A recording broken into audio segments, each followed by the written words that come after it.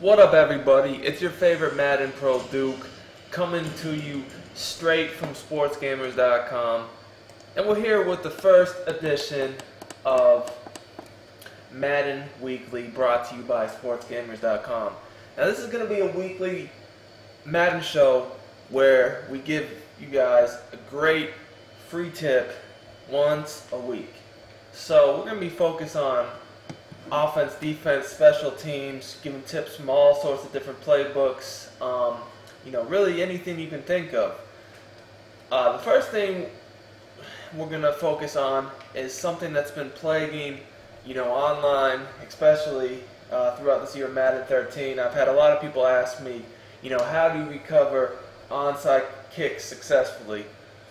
And I'm going to show you guys how to do that this week.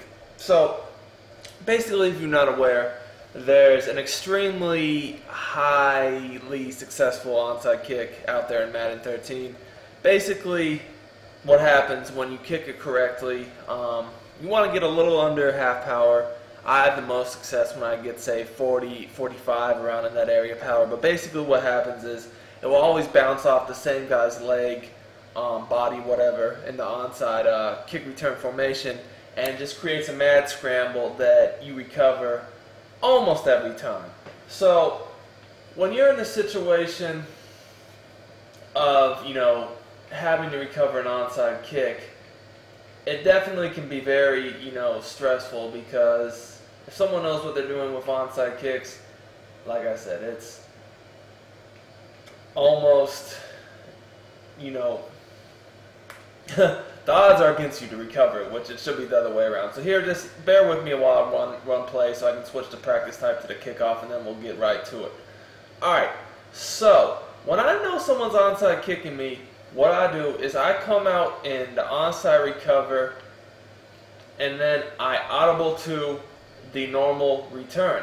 So I just audible to XA, return middle. Now, I click on this player right here, because he's in the general area of where the normal onside kick would normally bounce off our player, and I just click onto him. But once the ball is kicked, I let the computer control him. I don't really do anything. So as you can see here, what happens is we're able to recover the kick. Now, the reason why I audible from onside kick to return to the return is if I was to just stay in this formation, the ball would bounce off Floyd every time when done correctly, and the special teams, the offense, special teams kicking, kick recovery unit would have a great chance of recovering it. However, by audibling, I remove a player from that area of the field to which the ball is always going to bounce off. Also, we are further back, as you see here. My guys are lined up at the 50 rather than a few yards in front of the 50, which the bounce is now going to be different. So even if they get the same bounce they would before, there's no one in front of the 50 to make it bounce to where we cannot recover it. See here, normally the guy, this guy right here, will be the one recovering it. Sometimes it varies with the kickers. You see this guy is a left-footed kicker. Varies sometimes with right-footed kickers. But let's do it again. So I really don't, it doesn't really matter, what you audible to. I just hit XX, XA. I mean, regardless, we just want to go from onside recovery to the normal recovery. And I kicked it a little bit too hard that time for it to be successful. As you see there, it didn't even go 10 yards. Again, like I said, you want to have it about at, say, 40 to 45 to be successful in recovering it. Normally, I kicked it about 60 there, so that was just a little too hard. That was really good. But again, it didn't even go 10 yards. Let's do it one more time. So you can see kind of here what happens if you don't do what I just showed you. as you can see, when you line up in the normal onside kick formation and you don't do what I told you to, it's going to bounce off your guy. See, it bounces off the same guy I told you. This guy right, the second guy from the left in the first row. It bounces off his leg, his foot, and then just for whatever reason, your kick return, your return team, recovery team, whatever you want to call them, they never want to recover it, and the kicking team is able to recover the onside kick almost every time. Now, again, what happens when you audible from onside to normal? Look at it again. One of two things will happen. Either they'll kick it less than 10 yards and they'll get a penalty, which you saw that happen once or twice already, or just your guy will recover it and it won't bounce off his leg, creating that mad scramble. Now, since I've started doing this, no one has recovered an onside kick on me. It goes against logic, really, to do this against an onside kick. However, for the way people are onside kicking this year, it is much more effective. Again, as you see here, that is not past 10 yards. That's not gonna fly. Take a look at a replay.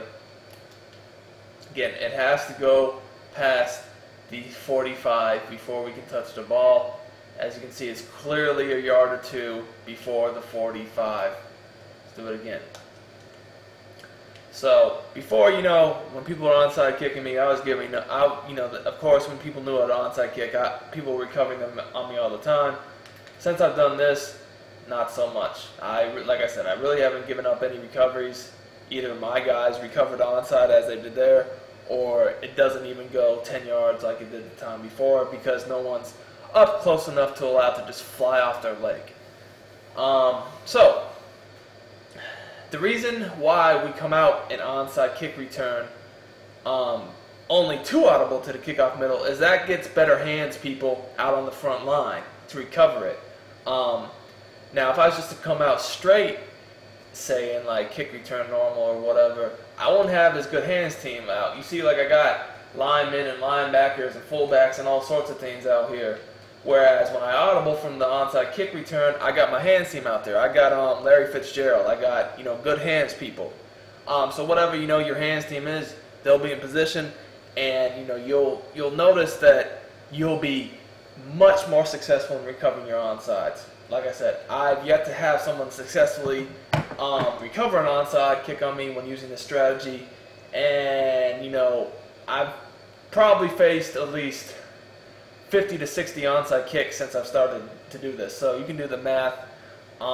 Whereas before I started to do this, I was probably giving up when someone knew how to do it right. 2 out of 3 or 3 out of 4, somewhere in that area. So this will help you a lot. Onside kicks can be the difference between a win or a loss. So I greatly recommend using this anytime someone onside kicks you, and it will definitely pay dividends for you. So thanks for tuning in, guys, and please make sure to check out sportsgamerz.com. Check out the tips, the guides, the forums, and we'll see y'all next week with second edition of Sportsgamerz Madden Weekly.